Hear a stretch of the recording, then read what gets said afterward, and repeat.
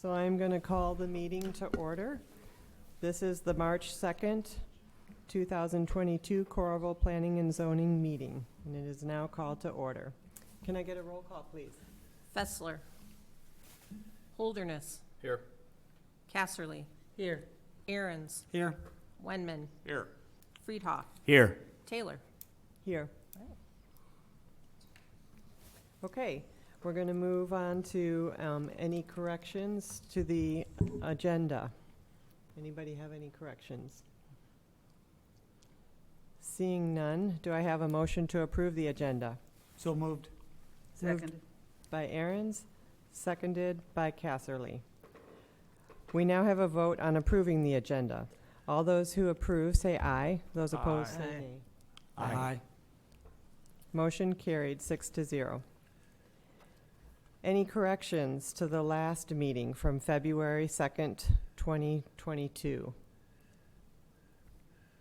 The meeting minutes, I should say.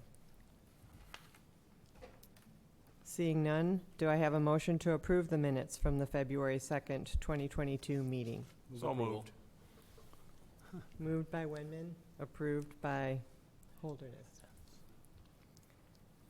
All right, moving on. Item number 5, we have a public hearing requested by GLD Inc. to recommend approval to rezone from CPUD-1 to CPUD-2 and a PUD-B Site Plan for Lot 2, Redhawk Subdivision, Part 3. I will now open the public hearing on this item.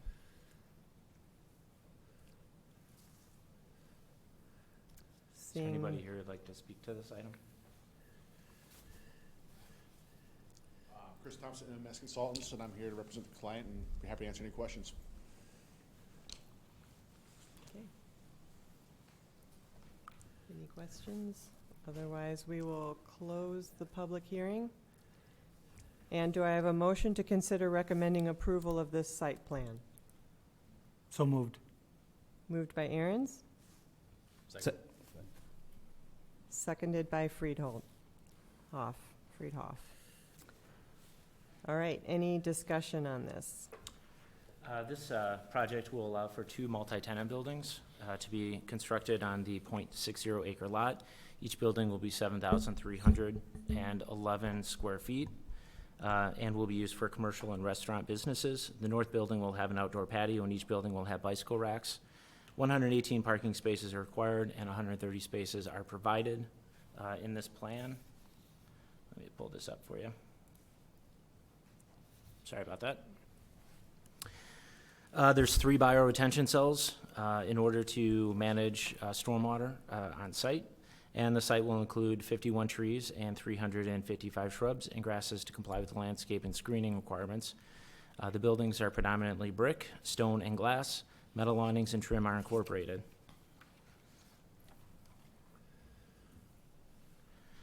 City staff has reviewed the proposal, and the development is located in the West Land Use Area Master Plan. The proposed uses and design can be considered consistent with the master plan and associated site and building design guidelines, and the proposed PUD-B Site Plan amendment complies with applicable development standards and city code. The applicant's requesting the commission review and recommend approval of the rezoning as well as the site plan. I'd be happy to answer any questions. Are these the first 2 lots south of Starbucks? Yes, it's 3220. This lot right here. See if I can get that highlighted a little bit better there. So Starbucks is actually located at 3290 at the corner of Wheaton. And then there's another retail building here. Some vacant lots. Redhawk, or I think it's called 965 Flats, is located immediately west. And this project will be located at 3220 Redhawk Street here in the red box. Thank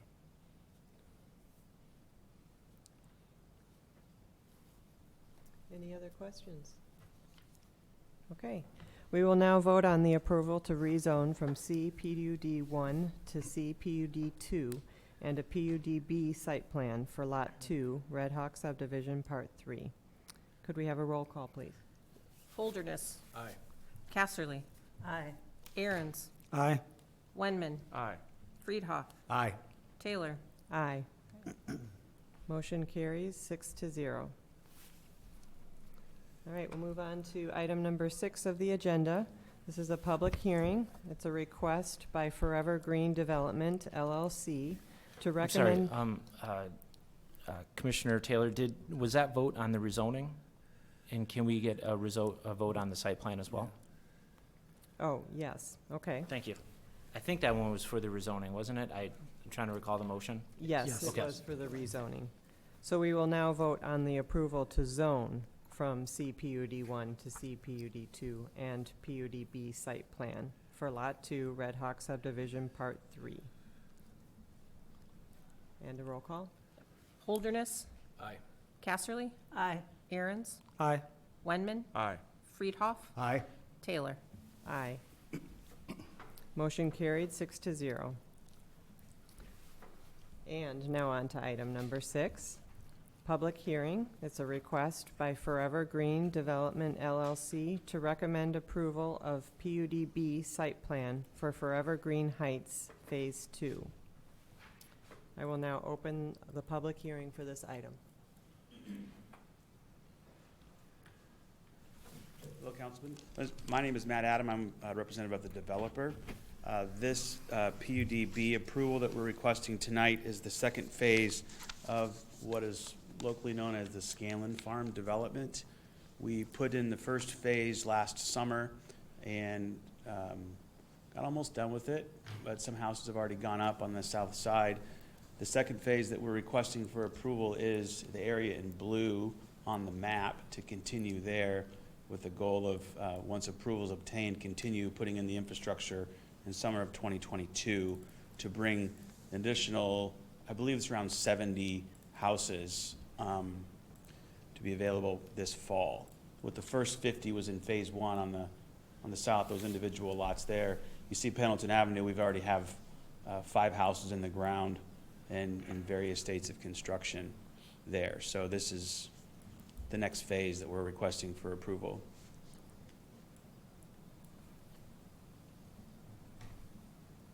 Okay, thank you. Happy to answer any questions if anyone has any. Thanks.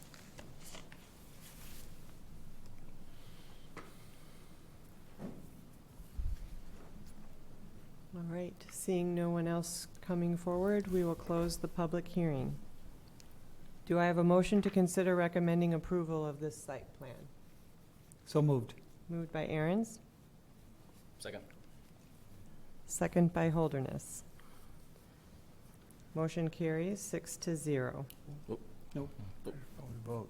Oh, I'm sorry. Yeah, discussion. Do we have discussion on this? A question, is this part of what was once known as the Scanlon properties? Yeah. Scanlon Correct. Farms? Correct. And is this going to end up using up all of the Scanlon properties, or is there more to come? There's a lot more to come. Yeah, quite a bit. It goes south of that red area, there's a little chunk of land right there, and then to the north, all the way up to where the school purchased that property. We're doing it in phases. This is the second phase. Our plan is to, in 2023, come back to the city and submit plans for the third phase, which would be going out north toward the new high school and continuing development on that phase. And when that phase is done, we will come back down to the southeast corner and pick up the phase right there by Dave's Mouse. I recall the Scanlon property had some beautiful trees on it in that old pasture land. Are you able to save much of them? Yeah, we saved as many as, I think, most, if not all of them. Maybe a few here and there, scrub trees we tore down. But in this South Park area where it's lit up is where all the trees are, and we haven't touched any of those. The city owns that park as part of our development agreement with the union. This has been actually dedicated to the city as part of a future park. I would also note Part 2, this area in red. Approximately 9 acres of this area is also going to be dedicated to the city for a future park. And you'll notice in the paperwork that was provided to you, you'll see kind of some concepts sketched out for a play area, some play fields. And there's also a large stormwater wetland that's going to be a very big amenity. Not only will it be helping mitigate stormwater, but this is really going to be a really interesting interpretive opportunity and amenity for this development. I think there's over 300,000 plants proposed inside of this stormwater wetland. So this is a big deal for the city. So is that wetland in this Yeah. parcel we're looking at tonight? Yeah. Let me pull up some of the pictures here. We're also keeping all the trees on Dubuque Street. Those were planted years ago by Mr. Scanlon himself, or the Scanlon family, and it's kind of buffer, and we're leaving them all, not taking anything down. So what you see here on the left side of the plan are the lots. All of this was approved as Phase 1. It was mentioned along Pendleton Avenue. You're already seeing some of those housing starts there. Phase 2 is this area here. Phase 2 will connect to Dubuque Street. The stormwater wetland is here on Lot H. And I can show you a little bit bigger blow up of that. All of this is going to be single-family detached housing as part of this phase. And you can see here some of the amenities that are planned out for the city in the future. And if we were to scroll down to here, this shows the stormwater wetland. There'll be a walking path around it. The wetland will connect to the sidewalk system to the north. It'll also connect to the parking lot at the south. There's one connection. I'm sorry to be jumping around on everybody here. And then here's a connection here. And then here's a connection here. And then you can see here where the subdivision will connect to Dubuque Street. And that will then connect to the Iowa River Trail, which is right across the road. Right. in Dubuque Street. If you go back to that wetland picture, David, I'm very happy to see that high diversity plants. Those are not 4-inch pots of native wetland plants are not cheap. So that is a big investment. I'm very excited to see that. I think that'll play really well, especially with the green space across the road from this. I'm happy to see that because there is a lot of wildlife out there. And so setting aside this ground, not only to manage the stormwater, but plant back native plant communities that'll be aesthetically pleasing. I'm always a little concerned with traffic flow on Dubuque Street. We're adding a lot of houses here. So hopefully that'll have a calming effect for the roadway as well. And as long as you guys continue to maintain that tree population on there, hopefully that natural environment will help alleviate some of that, at least the calming effect. Maybe not the high school kids going to school, but the best we can. There will also be, along North Liberty Road, roundabouts that will be installed to also assist with traffic calming. When we considered the master plan for the entire 251-acre site, we actually required that a traffic study be done in order to make sure that the number of housing units could be accommodated without creating an adverse impact on the flow of traffic to this area as well as adjacent areas. That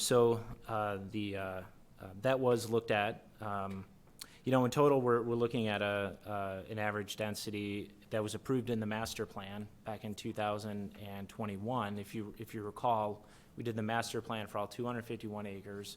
We had an average density of about 4.4 or 4.84 dwelling units per acre with that, which is a low-density residential classification.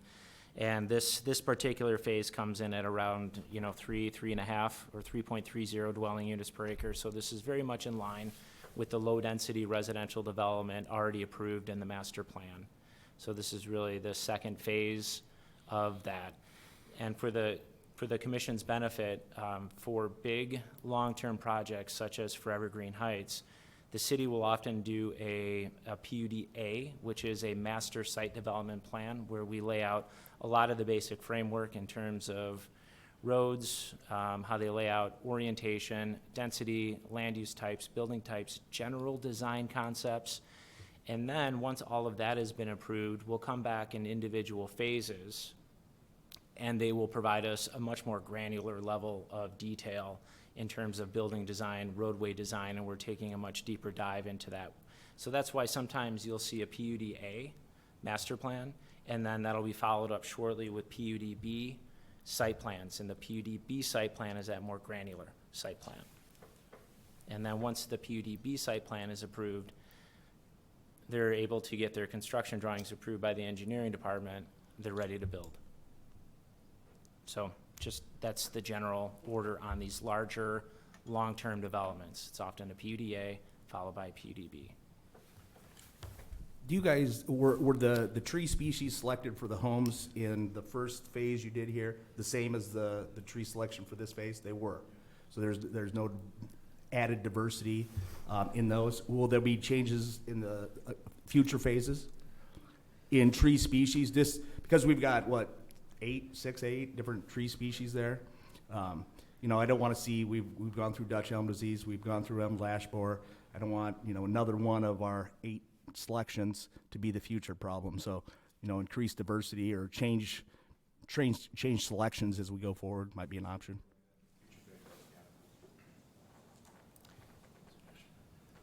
So Dave, I noticed that one of your comments in your letter was about the options for the housing, the styles of the housing, the Right. finishing of the housing, and so could you elaborate on that a little bit? Sure. PUDs are intended to promote design above and beyond what we might typically see in a subdivision.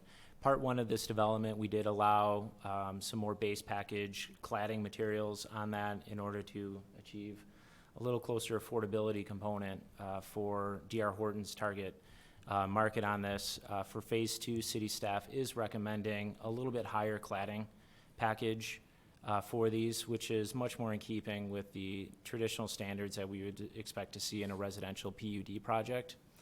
So if I can just explain, just give you an example.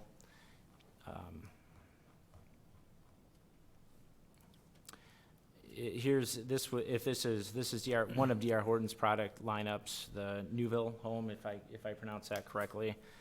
This represents what the base package might look like, and with each one of those, there's a number of different options, and within those options, there's a elevation 2, elevation 3, and elevation 4, and you can see with each one of those elevations a little greater percentage of masonry or brick on the front facade of a building. And we're recommending for this particular phase to move to that. It's my understanding moving to those will increase the price point by approximately $10,000 to $15,000. In the current state, yes, that's about what it would be, between 10 and 15,000. They just listed a couple days ago, first 5 houses out there, and they're coming in around $170 a square foot. Matt, do you want to take that podium so anybody in our audience can hear? Yeah, sorry about that. Thank you. So in terms of price point, affordability was a big factor by council when we were going through the first phase. They wanted homes that were attainable for a detached single-family home. So those were the first 50 lots were approved, the 1s and 2s kind of elevations you've seen here. Now in this phase, we're going to the 3s and 4s. It's going to add maybe $10,000, $15,000 to the price tag. So a 2,350 square foot home was just listed for, I think, $405,000, which is about $172 a square foot. Very competitive. That house is currently the most inexpensive home listed in Coralville right now, and that includes both new homes and not new homes, resale homes. So the affordability factor is there, and now we're going to add some more amenities, the second phase, and blend it in. This PUD master plan has approximately 320 to 350 single-family homes in total across all phases. So we anticipate a mix or a blend of those types of price points in the future. But for these 70, the 3s and 4s are what we're requesting to be approved. And the city will also be requiring, as part of the development agreement, that no home will be the same as the one next to it, so we have that variety and building forms and materials to provide some diversity in housing styles. Dave, could you scroll up back there to the Newville, the basic Newville? So I'm confused, because on the picture on the left shows a ranch-style house, and on the right it talks about a second floor, and up above in the statistics it talks about a two-story. Am I missing something there? Yeah, the house and the plans don't go together. Pardon me, what was that? On this Newville, you look at the pictures on the left, it shows a ranch-style house. You look on the right, it talks about a second floor for the floor plans, and up above in the statistics, it talks about a two-story house.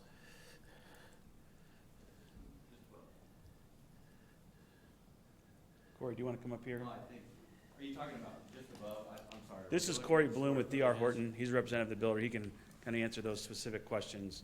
I was just curious, because again, on the left, it shows a ranch-style house. On the right, on the floor plans, you got a first floor, you got a second floor, and then you go, if you, Dave, scroll down as to here, when the overall statistics, it shows, if you would scroll down, or up, I'm sorry, up the other direction. There, it says, so many square feet, 4-bedroom, 2.5 bath, two-story house. So is it a two-story house, or is it a ranch?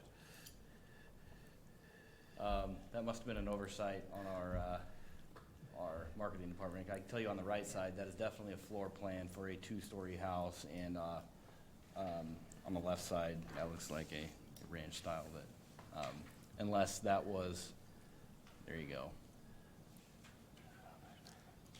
Anyway. So the Aldridge is right, it's the Newville. Well, I would have to don't get know. some It clarification just needs to on be that. clarified. Yeah. Let's get that corrected, and then I can update our files. Okay. So obviously, affordability is what, we're looking for. Those 5 houses that he mentioned, 405, that just happened to be the highest one. I think they go as far down as 359. And those 5 houses are the cheapest that we could find anywhere in the market. So our goal, although that may not seem affordable, in today's market, unfortunately, it is. And there's stuff that is, out of our control. But we intend to come into this development, into this market, and still be the leading home builder for affordability. That is definitely our goal. That's our brand, and that's just kind of who we are. As Matt mentioned, to go from like a 1 to a 2 elevation, which he was only showing the 2s to a 4s, 2, 3, and 4, but there is actually a 1 elevation which does not include any stone. But we didn't even, I think, have that in any of the first ones, no. So to go to a 3 to a 4, it's basically stone up all the way on the dwelling, and then all the way up on the garage. So again, it's finding that right balance of affordability and still appeasing the neighbors. I think according to the plans, the smallest house was something 1,200 some odd square feet. Do you have an estimate of what that's likely to be selling for if it is according to today's market? Just looking at what was listed, I don't see we have any of those. There's a 1,600 square foot at 359, so it'd be just under that. I'd have to go back and look and see what the plans will hit the market, and again, those change sometimes daily and on the week. So.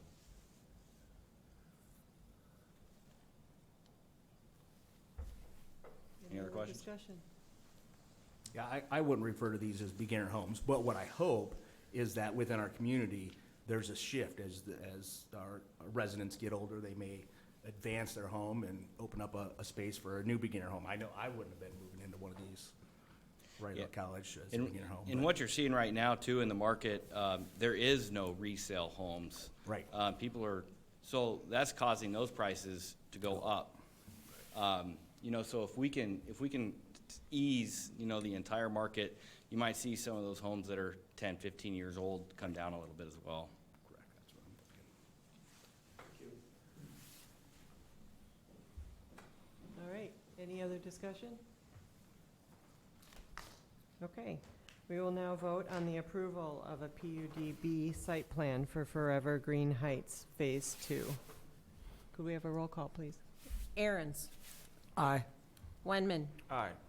Friedhoff. Aye. Holderness. Aye. Casserly. Aye. Taylor. Aye. So motion carries 6-0. Do I have a motion to adjourn the meeting? So moved? So moved by Friedhoff, Seconded. seconded by Aaron's. The meeting is now adjourned.